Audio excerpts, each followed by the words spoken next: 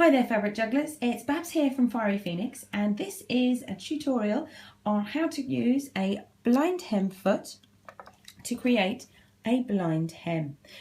This seems to be quite confusing for quite a few members of the Starting to Sew group, as I've had a lot of requests for this particular tutorial. There's a lot of folding and flipping and turning involved, but quite honestly it is a very straightforward process once you've managed to get your head around it. So let's get started.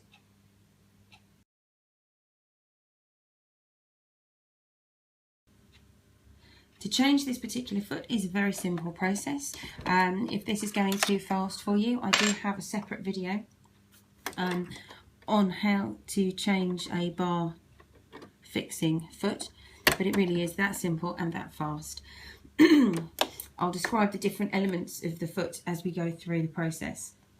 Now what I've got is some fabric which has already been pre-pressed so that we've folded the raw edge under and then we have pressed it again, so we've got a double fold.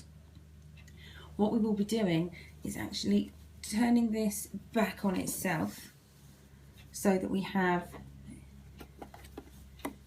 an area of the inner hem, and then you have the outer fabric folded back on itself, so you have the wrong side showing of the outer fabric and the right side showing of the inner hem. The majority of the stitch will actually take place on the inner hem, and then only a tiny snippet will be taken of the outer hem, and that is what creates the blind hem effect. Now the stitch that we will be using is this one.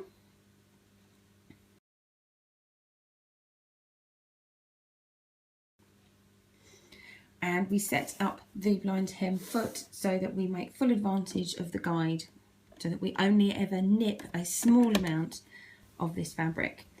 So what we're attempting to do is set the needle so that it takes out a really teeny tiny bite of this outer layer of fabric, and then the remainder of the stitch is completed on the inner hem, which is why it becomes a blind hem.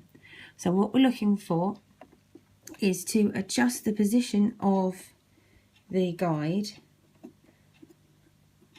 so that that gives us the tiniest bite that we're looking for. So if I run along this line now that we've got the guide in place, I know that I'm just going to be nibbling the edge of this with the remainder of my stitch on the hem. So I'll just run through that and you can see the results.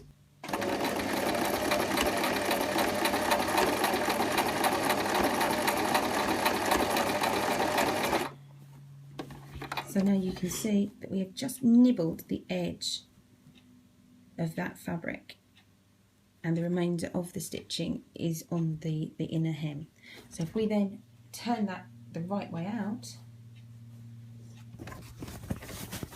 we still have the majority of the stitching lining up on the inner hem, and then when we turn it over to the outer side, we have teeny tiny red dots. And that is the nibble marks of that stitch.